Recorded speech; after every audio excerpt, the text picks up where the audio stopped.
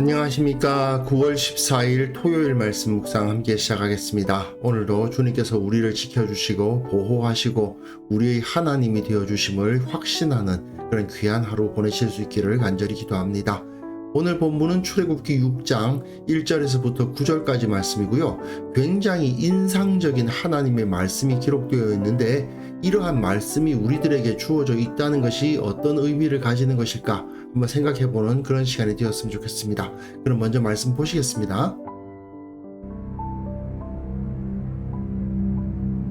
여호와께서 모세에게 이르시되 이제 내가 바로에게 하는 일을 네가 보리라. 강한 손으로 말미암아 바로가 그들을 보내리라. 강한 손으로 말미암아 바로가 그들을 그의 땅에서 쫓아내리라. 하나님이 모세에게 말씀하여 이르시되 나는 여호와이니라. 내가 아브람과 이삭과 야곱에게 전능의 하나님으로 나타났으나 나의 이름을 여호와로는 그들에게 알리지 아니하였고 가나안 땅 곧 그들이 거류하는 땅을 그들에게 주기로 그들과 언약하였더니 이제 애굽 사람이 종으로 삼은 이스라엘 자손의 신음소리를 내가 듣고 나의 언약을 기억하노라. 그러므로 이스라엘 자손에게 말하기를 나는 여호와라. 내가 애굽 사람의 무거운 짐 밑에서 너희를 빼내며 그들의 노역에서 너희를 건지며 편팔과 여러 큰 심판들로서 너희를 속량하여 너희를 내 백성으로 삼고 나는 너희의 하나님이 되리니 나는 애굽 사람의 무거운 짐 밑에서 너희를 빼낸 너희의 하나님 여호와인 줄 너희가 알지라. 내가 아브람과 이삭과 야곱에게 주기로 맹세한 땅으로 너희를 인도하고 그 땅을 너희에게 주어 기업을 삼게 하리라. 나는 여호와라 하셨다 하라. 모세가 이와 같이 이스라엘 자손에게 전하나 그들이 마음의 상함과 가혹한 노역으로 말미암아 모세의 말을 듣지 아니하였더라. 사실 오늘 본문은 출애굽기 내에서도 굉장히 인상적인 본문입니다. 모세가 하나님으로부터 받은 말씀을 바로에게 전했지만 바로는 그것을 무시했죠. 그리고는 바로가 뭐라고 말합니까? 나 여호와 몰라. 너희들 신 같은 거 난 몰라. 일이나 해. 그러면서 더 무거운 짐을 씌우지 않았습니까? 그 사실을 때문에 모세는 하나님 앞에 나아가서 부르짖었고 하나님은 그에 대해서 정식으로 이제 개입하겠다. 인간들 세상에 하나님께서 개입하시겠다는 선포를 하고 계시는 겁니다. 오늘 본문은 그 기록되는 것 형식 자체가 굉장히 인상적이에요. 본문 일단 보시면요. 여호와께서 모세에게 이르시되 이제 내가 바로에게 하는 일을 내가 보리라. 강한 손으로 말미암아 바로가 그들을 보내리라. 강한 손이라는 것은 사실은 폭력을 의미해요. 사람을 죽인다든지 때린다든지 이런 것을 의미하는 건데 하나님께서 실력 발휘를 하시겠다는 얘기예요. 그런데 바로가 그들을 보내리라.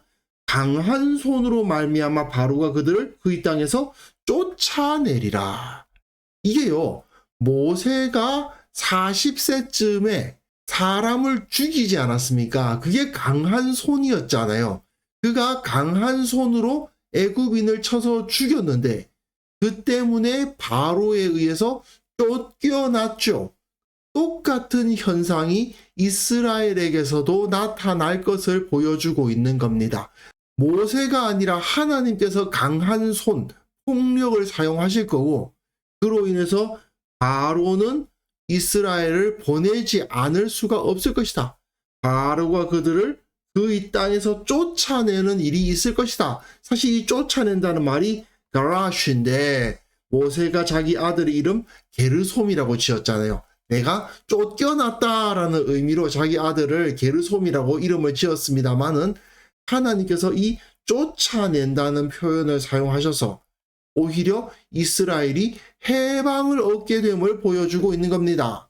그리고는 2절에서부터 8절까지가 한 덩어리입니다. 2절에서부터 8절까지를 한 페이지에 다 쓰기가 어려워서 일단 나눴습니다만은 구조를 한번 보시죠.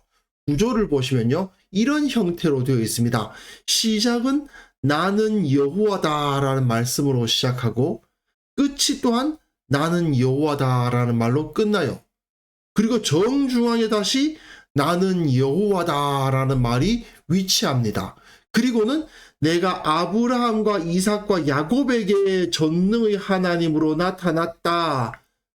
그 말이 내가 아브라함과 이삭과 야곱에게 주기로 맹세한 땅으로 너희들을 보내겠고, 여기선 전능의 하나님으로 나타나서 여호와로는 알리지 않았다는 말이 뒤에서 생략되어 있는데, 여기서는 아브라함과 이삭과 야곱에게 주기로 맹세한 땅으로 보내시고 내가 여호와인 줄을 알게 하겠다라고 선포를 하십니다.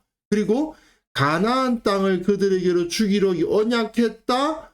너희를 내 백성으로 삼고 나는 너희 하나님이 된다. 이게 언약한다는 뜻이거든요. 언약을 한다는 것은 결혼과 비슷해서 나는 너희 남편이 되고 너는 나의 아내가 된다. 이것이 언약이란 말입니다. 다른 여자는 내 아내가 될 수 없고 다른 남자는 너희 남편이 될 수 없듯이 하나님과 이스라엘이 언약을 맺는다는 것은 다른 민족은 하나님의 백성이 될 수 없고 다른 신은 이스라엘의 하나님이 될 수 없는 거예요. 그것을 언약이라고 하는데 여기서 언약을 하였다. 언약을 맺는다는 것이 선포가 되고요. 그리고 애굽 사람이 이스라엘 자손을 치고 있는데 내가 애굽 사람의 무거운 짐 밑에서 너희를 빼어내겠다라고 선언을 하시는 거죠. 그리고 정중앙에 나는 여호와다라는 말이 또 위치합니다. 이렇게 쓰려면요, 그야말로 한 단어 한 단어 정교하게 그 위치를 잡아주지 않으면 이렇게 써지지가 않거든요. 그야말로 시인들이 시 한 편을 피땀을 흘리는 마음으로 쓰듯이 써놓은 글이란 거죠. 그것을 이해하시면서 본문을 한번 보시면요, 나는 여호와다라는 선언으로 시작을 하고요, 내가 아브라함과 이삭과 야곱에게 전능의 하나님으로 나타났으나 나의 이름을 여호와로는 그들에게 알리지 않았다.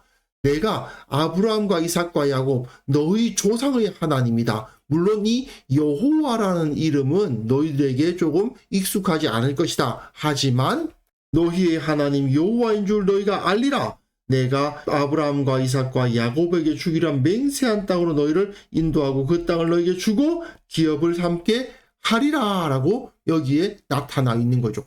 이렇게 이스라엘의 조상들에게 주어졌던 그 언약이 성취된다는 것이 선포되고 있고요. 또한 가나안 땅, 그들이 거류하는 땅을 주기로 언약을 했다는 말씀을 주시는데 아브라함과 이삭과 야곱에게 어떤 언약을 주셨습니까? 그 자손이 하늘의 별과 같이 바다의 모래와 같이 많아질 것이다.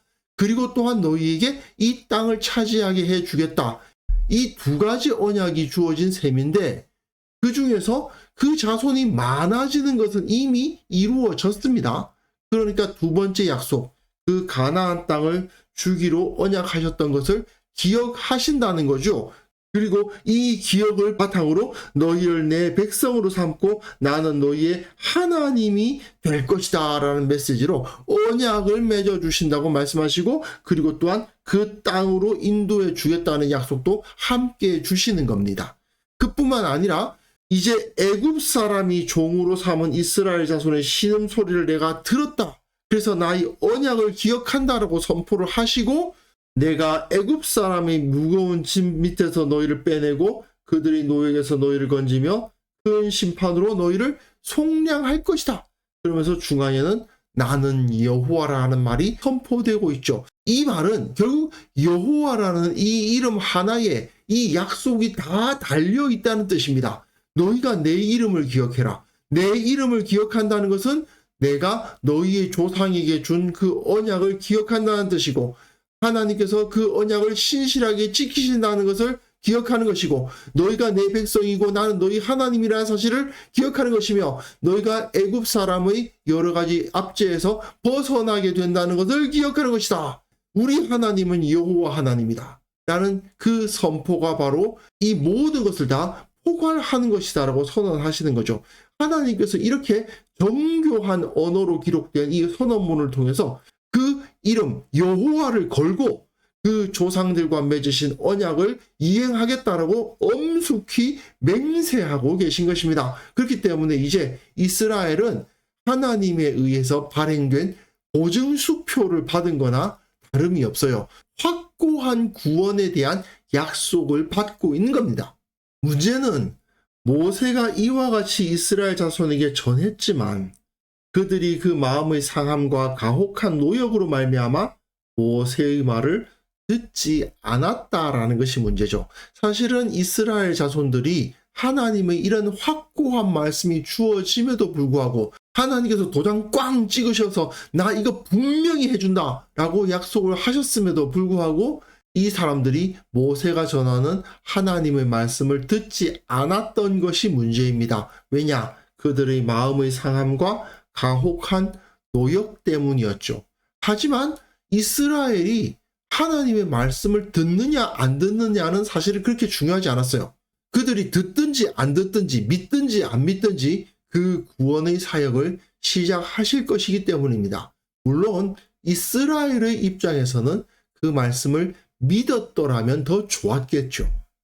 그렇다면 그 마음속에 평안과 기쁨이 있었을 터인데 그렇지가 않으니까 마음은 계속 상해 있고 너무 힘들기만 했을 거 아닙니까? 이거는 사실은 우리들이 하나님의 말씀을 대하는 태도가 어떠한가를 생각해 보게 하는 말씀입니다. 정말 하나님의 말씀은 좀 전에 말씀드렸다시피 보증수표처럼 우리들에게 주어져 있습니다. 이 하나님의 말씀, 성경이 우리들에게 주어져 있지 않습니까? 지금 그 성경의 사본들이 우리 손 안에 있습니다. 우리 컴퓨터 안에도 있고 스마트폰 안에도 있죠. 하나님의 말씀이 너무나도 확고하게 우리들 가운데 주어져 있습니다. 하나님께서는 우리 주님 예수 그리스도를 보내셔서 우리를 구원하시고 영원한 생명을 얻게 하실 것입니다. 이것은 엄숙한 약속입니다. 하나님의 아들을 걸고 주어진 너무나도 확고한 우리에게 주어진 약속인 겁니다. 그런데 문제는 뭐냐? 이렇게 엄청난 약속을 받았는데 이렇게 훌륭하게 구조가 되어진 멋진 선언문을 받아 손에 들었음에도 불구하고 우리 마음이 여러 가지 어려운 일들 때문에 상해서 하나님의 말씀을 듣지 않게 되는 경우가 많다는 게 문제죠. 사실 이해 못할 것은 아닙니다. 힘들고 어려운 일이 많으면 하나님의 말씀이 너무 멀리 있어 보이고 하나님께서 위로의 말씀을 주시지만 하나님의 말씀보다는 세상의 힘이 더 가깝게 느껴지는 그런 경우가 참 많습니다. 하지만 우리는 이 출애굽기에 기록된 하나님의 모습을 통해서 주님께서 결국 구원을 주시고 결국 모든 것을 가장 좋은 곳으로 인도해 가셨던 것을 알 수 있을 겁니다.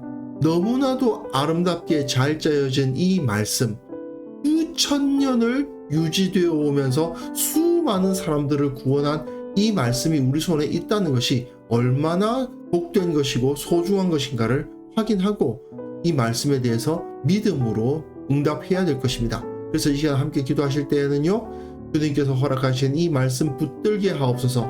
어떤 어려움 가운데서라도 주님의 도우심 바라고 극복하게 하옵소서.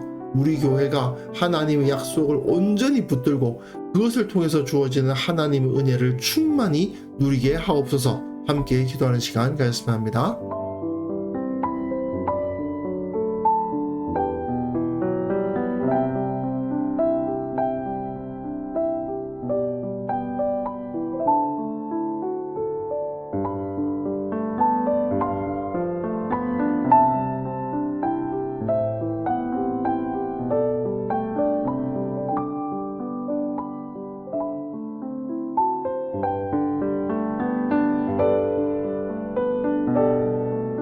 하나님 아버지, 말씀을 붙들게 하옵소서. 주님께서 이렇게 확고한 약속을 주셨는데 이것을 의심하거나 세상을 두려워하는 어리석은 자가 되지 않도록 도와주시고, 어떤 어려움이 있든지 어떤 힘든 일이 있든지 주님의 도우심을 바라게 하시고 그것을 극복하는 믿음의 사람이 되게 하여 주옵소서. 우리 교회의 모든 성도들 주님의 약속 붙들기를 원합니다. 주님께서 우리에게 영원한 하나님의 나라를 허락해 주셨다는 사실을 믿음으로 받아들이고, 또한 그 하나님 나라의 권능이 지금 여기에 임하고 있음을 받아들이게 하시고, 하나님께서 베풀어 주시는 은혜를 충만히 누리는 자들 다 될 수 있도록 도와주옵소서. 특별히 원하옵기는 내일 우리가 주님 앞에 드리는 예배 가운데 임재하여 주시기를 원합니다. 살아계신 하나님을 만나고 그 능력을 체험하는 시간이 되기를 원합니다. 주께서 은혜를 베풀어 주시고 우리 가운데 임재하여 주옵소서. 아버지, 오늘 하루도 주님과 함께 동행하는 하루를 살아갈 수 있기를 원하고 말씀을 떠나지 않는 하루가 되기를 원합니다. 주의 능력 체험하는 귀한 하루 허락하여 주시기를 원하옵고 예수님의 이름으로 기도합니다. 아멘.